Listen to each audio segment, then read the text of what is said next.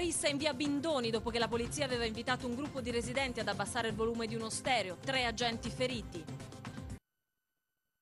Via Bindoni nel quartiere di Santa Bonassale alla ribalta della cronaca. La scorsa notte 2 agenti di polizia sono stati picchiati selvaggiamente e minacciati da una quarantina di persone. 2 gli arresti, il servizio. Addirittura 3 dei miei agenti sono stati costretti a ricorrere alle cure dei medici.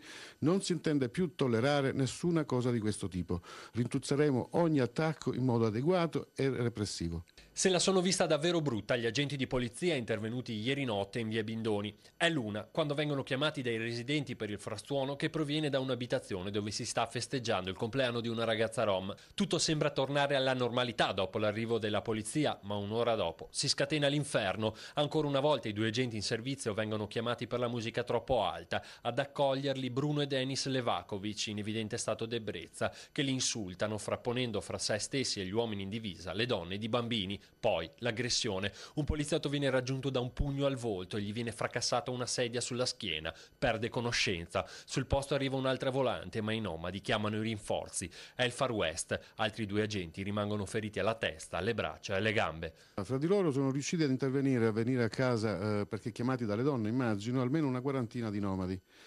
I quali chiaramente in un numero impressionante. Le mie 2 volanti che sono intervenute hanno dovuto richiedere anche l'intervento di una gazzella dei carabinieri e una pattuglia della polizia stradale per riuscire a riprendere la situazione. Alla fine Denis e Bruno Levakovic vengono arrestati. Interminabili la lista di reati a loro contestati: violenza e resistenza pubblica ufficiale, minacce, ingiurie, lesioni. 6 giorni di prognosi ciascuno invece per gli agenti feriti. I Levakovic si trovano ora dall'altra parte di via Bindoni rispetto alla strada di Santa Bonanuova, in carcere a disposizione dell'autorità giudiziaria.